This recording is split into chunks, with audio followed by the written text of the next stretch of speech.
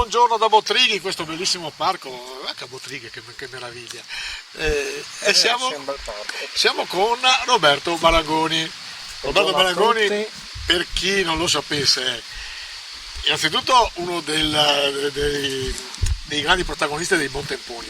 Poi mi spiegherei Buontemponi da quanti anni è che fate i vostri spettacoli.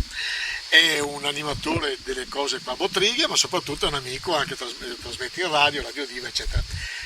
Perché siamo qua? Perché c'è la 32esima serata d'onore e tu, Leandro, non manchi mai a fare la tua parte di aiuto, e quindi manca poco. 1° luglio alle 21 nel giardino della scuola materna sarà la serata dove presentiamo cose nuove del gruppo folcloristico e faremo la cerimonia di consegna di varie iniziative, Babbo Natale, Befana e conviviali, alle associazioni per lo studio dei tumori, malattie genetiche, alla scuola materna.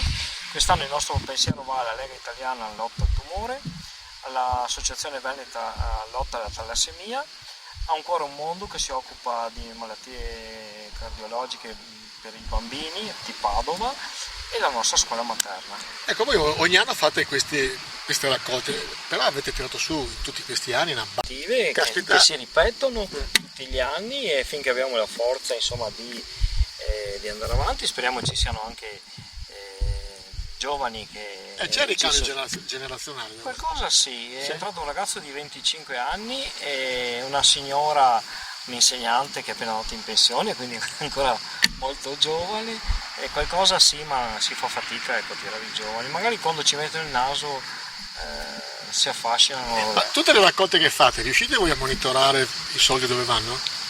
Sì, di solito sono le associazioni dedicate alle malattie. C'è qualcuno, per esempio oggi la Lega Italiana Lotta al Tumore mi ha detto che con il nostro contributo acquisteranno dei caschi che salvano i capelli alle donne che fanno le terapie oncologiche. Questo per noi è un motivo di grande soddisfazione, insomma, ecco. Ripetiamo, visto che sai che i tempi del web sono stretti.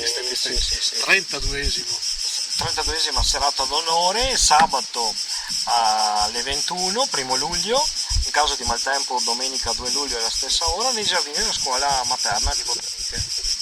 Gratuito, tutti ingresso da porta libera per la scuola materna. Grandissimo Roberto. Adesso i Buontemponi, allora, se vi capita, andate a vedere i Buontemponi su YouTube, quante cose fanno, quanto bravi sono, perché stanno veramente mantenendo le tradizioni che non tutti lo fanno, anzi penso che in Polesine forse siete gli unici. In Polesine siamo il primo gruppo folcloristico nato nel 65, poi c'è qualcun altro, sono altri 2, Ande Cante e Bali e la Veccia del Camello, ecco, specifici gruppi folcloristici, ma forse attività che facciamo noi. L'attività che fate voi, quante uscite fate in un anno? Tantine, sì.